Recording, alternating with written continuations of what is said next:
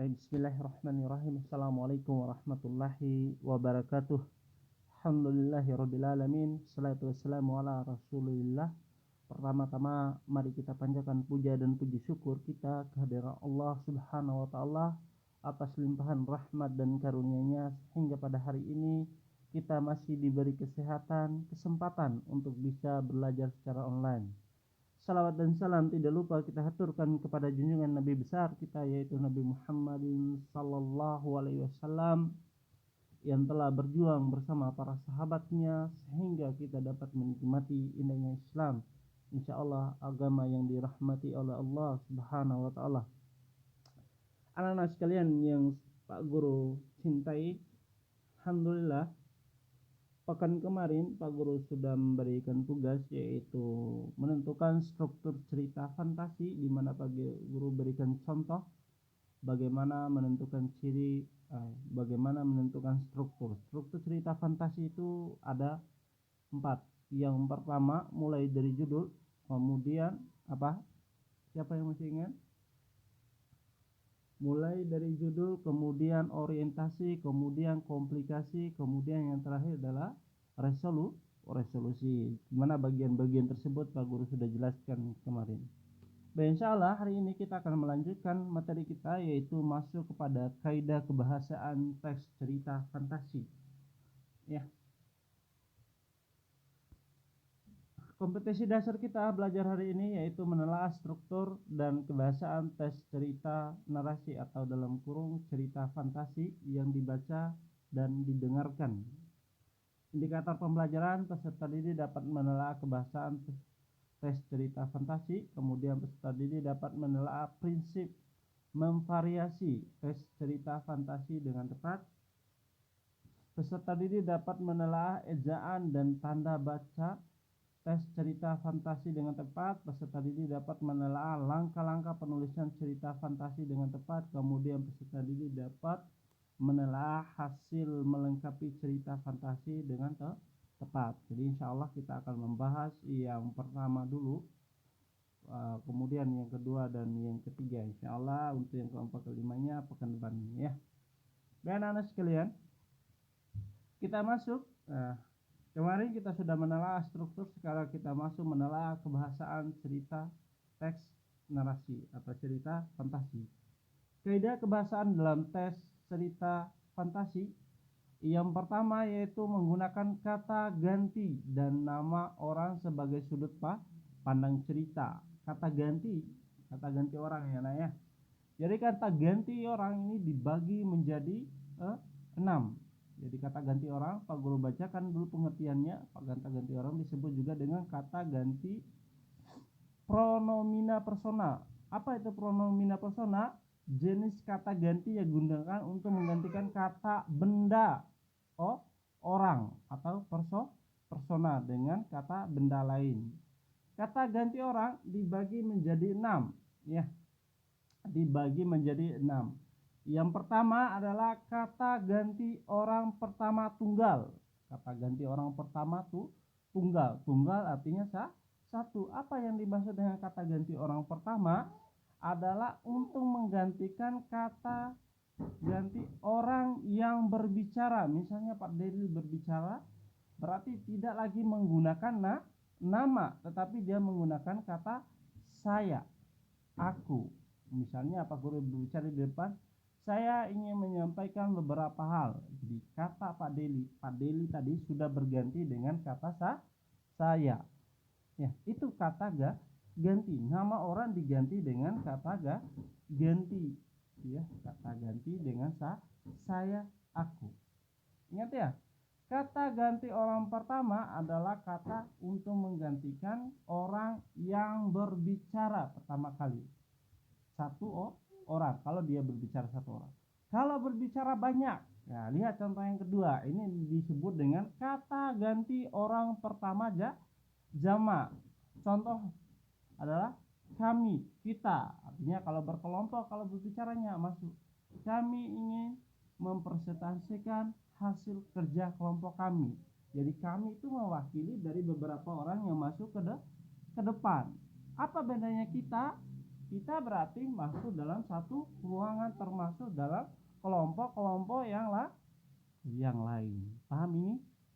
Kami dan kita itu berbeda. Kami adalah kelompok kecil, kalau kita adalah kelompok yang besar, termasuk dari kelompok-kelompok yang lain yang ada di dalam satu audiens atau satu ruangan tersebut. Baik, kata ganti yang ketiga yaitu kata ganti orang kedua tunggal. Apa yang dimaksud dengan kata ganti orang kedua? Kata menggantikan lawan bicara. Ingat ya, lawan bicara berarti orang yang kita ajak bicara. Bagaimana cara menggantikannya? Kata ganti orang kedua tunggal. Ingat, tunggal itu satu ya. Misalnya orang yang ditunjuk, kamu ya. Yang ditunjuk pertama kali, kamu, Anda ya. Kamu, Anda berarti yang menunjuk pertama kali. Ingat ya, lawan bicara. Misalnya Pak Guru berbicara dengan si Ardin, misalnya ya, kamu. Ardi ini Pak Guru ganti dengan kata ganti kamu atau Anda. Paham ini? Paham ya? Insyaallah. Baik, kata ganti yang keempat yaitu kata ganti orang kedua jamak. Ya, kata ganti orang kedua ya, kata untuk menggantikan orang lawan bicara ya. Tapi jamak artinya banyak. Bagaimana caranya? Kalau tadi adalah tunggal adalah kamu, sekarang orang yang ditunjuk adalah, kalau banyak bagaimana cara tunjuknya? Kalian, menunjukkan kalian. Misalnya Pak Guru, ya kalian, kalian artinya menunjukkan banyak, lebih dari satu. Paham ini ya? Baik, kita lanjut yang kelima yaitu kata ganti orang ketiga. Kata ganti orang ketiga itu adalah kata yang menggantikan orang yang dibicarakan. Misalnya Pak Guru berbicara dengan Ardi, kemudian Pak Guru berbicara tentang orang lain dengan Ardi ini, beliau. Nah, misalnya adalah beliau, iya. Nah, iya atau dia ya. Dia. Nah, dia berarti orang yang berada di luar dari pembicaraan atau yang ditunjuk ketiga atau yang kedua. Paham ini ya? Ia, dia, beliau itu termasuk kata ganti orang ketiga tunggal. Ingat, tunggal itu satu. Kata ganti orang ketiga adalah orang yang dibicarakan, untuk menggantikan orang yang dibicarakan. Kemudian yang keenam adalah kata ganti orang ketiga jamak. Jamak artinya banyaknya, berarti orang yang dibicarakan adalah mereka. Berarti menunjukkan orang di luar dari pembicaraan kita. Mereka kemarin itu datang loh. Berarti kita berbicara tentang orang lain yang menunjukkan banyak. Maksudnya seperti itu. Paham ya? Kata ganti orang. Ini untuk menggantikan nama-nama yang ada di dalam sebuah cerita. Apa sih gunanya untuk kata ganti orang ini? Supaya kita tahu di mana posisi pengarang. Misalnya dia menggunakan orang pertama, serba tahu, berarti dia menggunakan kata aku. Kalau dia hanya menggunakan nama orang tanpa dia terlibat di dalam cerita, berarti dia orang ketiga ya. Orang ketiga. Kalau dia mereka menggunakan kata mereka, kemudian menggunakan kata beliau, berarti dia tidak terlibat tanpa menggunakan kata aku. Sudut pandang, supaya kita mengetahui sudut pandang pengarang itu berada di mana, apakah dia terlibat di dalam cerita atau tidak. Paham ini? Insyaallah paham ya. Kalau tidak paham nanti pertanyakanlah lewat WA. Baik, yang kedua yaitu penggunaan kata yang mencerap panca indera untuk mendeskripsikan latar. Ingat, latar itu ada 3, ada latar tempat, waktu, dan suasana. Baik, kita lihat contoh deskripsi latar tempat, tentu yang menunjukkan tempat. Laboratorium berantakan, semua peralatan pecah, aneh hanya laptopku yang masih menyala. Tempat menunjukkan adalah laboratorium. Saya rasa ini sudah paham ya. Kemudian contoh yang kedua yaitu deskripsi latar suasana yang menunjukkan kesedihan. Setetes air mata pun jatuh dari wajah sang ratu, tak sepatah kata pun terdengar dari bibirnya. Kamar yang megah itu terasa sunyi dan penuh kesedihan. Artinya menunjukkan suasana yang sedih di dalam kamar. Selain menunjukkan latar suasana, di situ juga menunjukkan latar tempat, yaitu kamar. Paham ini? Paham ya, insyaallah.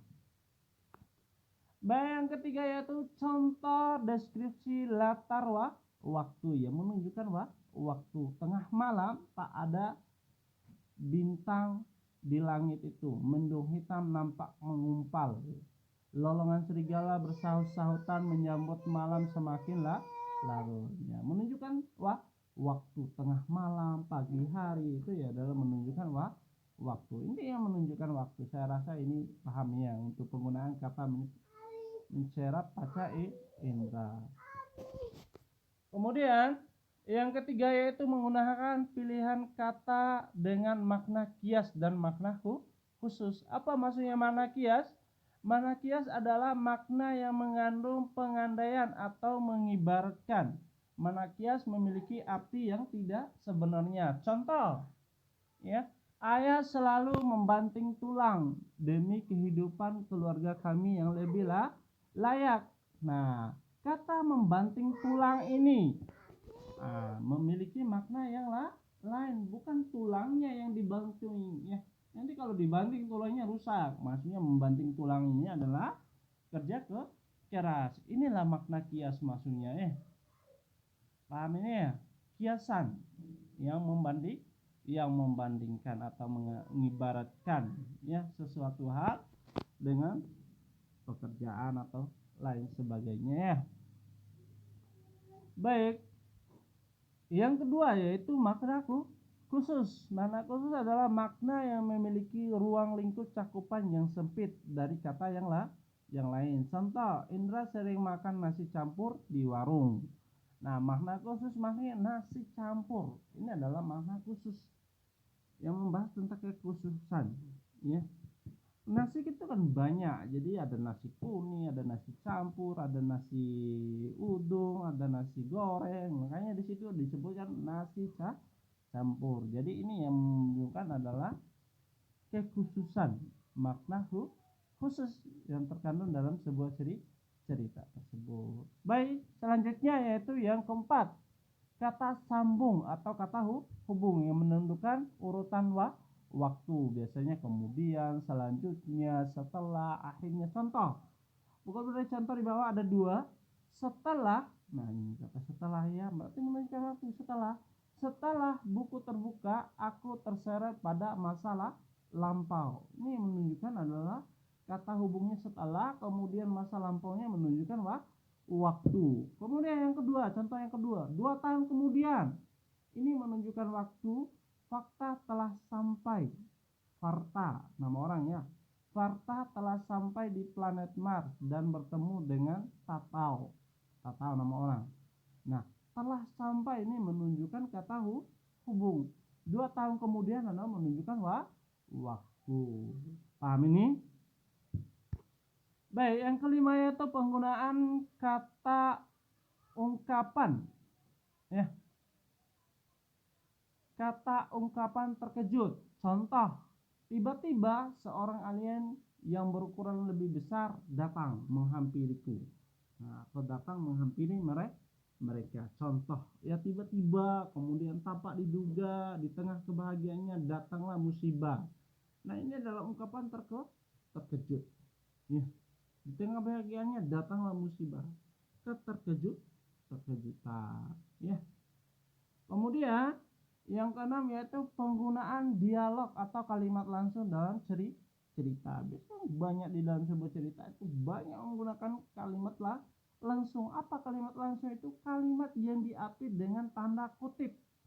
Tanda kutip nih, lihat nih yang Pak Guru tebalkan, ada tanda kutip 2 di atasnya. Ya. Jadi ucapan dia dimasukkan di dalam tanda kutip. Apa yang dibilang ini? Raksasa itu mengejar kita. Ini adalah teriakan Pona kalang kabut. Siapa yang berkata ini? Ini adalah Qolna yang berteriak hanya diucapkan, dimasukkan dalam tanda kutip. Aku ternganga mendengar perkataan Fona, aku segera berlari. Aku ternganga mendengar perkataan Fona merupakan kalimat tidaklah langsung karena dia tidak mempunyai tanda kutip. Yang dimaksud dengan tanda kutip di sini adalah kalimat langsung. Contoh yang lain, misalnya Pak Guru beri contoh. Pak Deli berkata, masukkan dalam kurung apa yang diucapkan Pak Deli itu. Hari ini kita tidak ada tugas. Nah, tanda kutipnya adalah hari ini kita tidak ada tugas. Masukkan dalam tanda kutip. Tik, tik, tik. Hari ini hanya huruf besar di awal kalimat. Kemudian tidak ada tugas. Diakhiri dengan tanda seru. Ya. Adapun penggunaan huruf kapital di sana ada nama orang, penggunaan huruf kapital saya rasa ini sudah tahu ya. Baik. Mungkin sekian apa yang Pak Guru sampaikan. Insyaallah kita akan lanjutkan minggu depan. Hari ini kita tidak ada tugas. Dan kalaupun ada pertanyaan silahkan bertanya lewat WA. Bila tidak memahami apa yang Pak Guru sampaikan, lebih dan kurangnya Pak Guru mohon maaf. Kita tutup pertemuan kita hari ini dengan sama-sama membaca doa kafaratul majelis. Subhanakallahumma wa bihamdika asyhadu an la ilaha illa anta astaghfiruka wa atubu ilaik. Assalamualaikum warahmatullahi wabarakatuh.